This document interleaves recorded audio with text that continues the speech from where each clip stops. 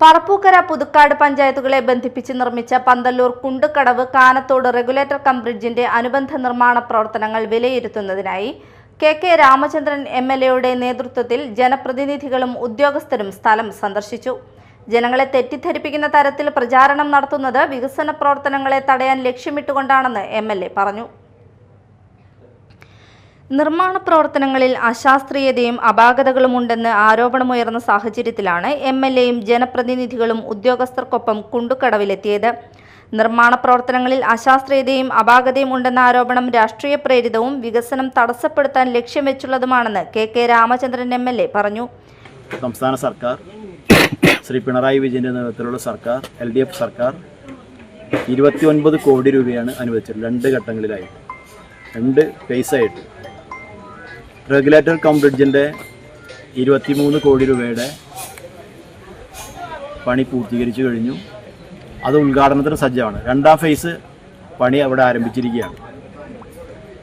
2ാം ഫേസിൻ്റെ പണി അപ്രോച്ച് റോഡാണ്. അപ്പുറത്തേക്കും ഇപ്പുറത്തേക്കും കടന്ന് പണിയേണ്ട കാര്യമുണ്ട്. ഈ റെഗുലേറ്റർ കം ബ്രിഡ്ജിൻ്റെ അപ്പുറത്തും ഇപ്പുറത്തും കടന്ന് പണിയണമെങ്കിൽ കുറച്ച് മണ്ണൊക്കെ ഇട്ട് അതിലൂടെ നടന്ന് അതിലൂടെ ഇറക്കി സാധനം മെറ്റീരിയൽസൊക്കെ അങ്ങോട്ടും ഇങ്ങോട്ടും പാസ് ചെയ്യാൻ വേണ്ടിയുള്ള സംവിധാനം ഒരുക്കുന്ന ഒരു പ്രവൃത്തിയിലാണ് ഇപ്പോൾ ഇവിടെ കിഴക്കിൻ്റെ ഉദ്യോഗസ്ഥരും കരാറുകാരും ഒക്കെ ചെയ്തുകൊണ്ടിരിക്കുന്നത്.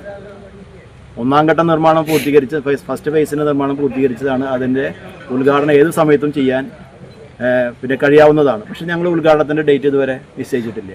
നിശ്ചയിക്കേണ്ടി വരും. അത് ആലോചിച്ച് ഡിപ്പാർട്ട്മെൻറ്റുമായിട്ട് ആലോചിച്ച് സംഘാടന സമിതി എടുത്ത് അതിൻ്റെ ഡേറ്റ് നിശ്ചയിക്കും. 2 ഘട്ടങ്ങളിലായി Kundukadavu Kanathodu regulator cum bridge approach റോഡുകളും നിർമ്മിക്കുന്നതിന് കിഫ്ബിയിൽ നിന്ന് 29 കോടി രൂപയാണ് അനുവദിച്ചത്. ഇതിൽ ആദ്യഘട്ടമായി 23 കോടി രൂപ വിനിയോഗിച്ച് റെഗുലേറ്റർ കം ബ്രിഡ്ജിന്റെ നിർമ്മാണം പൂർത്തീകരിച്ചു കഴിഞ്ഞു.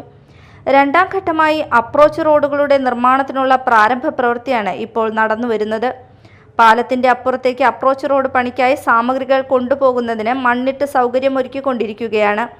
വസ്തുതകൾ ഇതായിരിക്കെ ജനങ്ങളെ തെറ്റിദ്ധരിപ്പിക്കുന്ന തരത്തിൽ പ്രചാരണം നടത്തുന്നത് വികസന പ്രവർത്തനങ്ങളെ തടയാൻ ലക്ഷ്യമിട്ടുകൊണ്ടാണെന്ന് എംഎൽഎ പറഞ്ഞു. Parappukkara panchayat president Beena Surendran, vice president A Rajeev, ജനപ്രതിനിധികളായ PD നെൽസൺ, K Sudhakaran, CPM area secretary PK Sivaraman, മുൻ പഞ്ചായത്ത് പ്രസിഡന്റ് EK അനൂപ് തുടങ്ങിയവരും എംഎൽഎയ്ക്കൊപ്പം ഉണ്ടായിരുന്നു. Media time, Kodakara.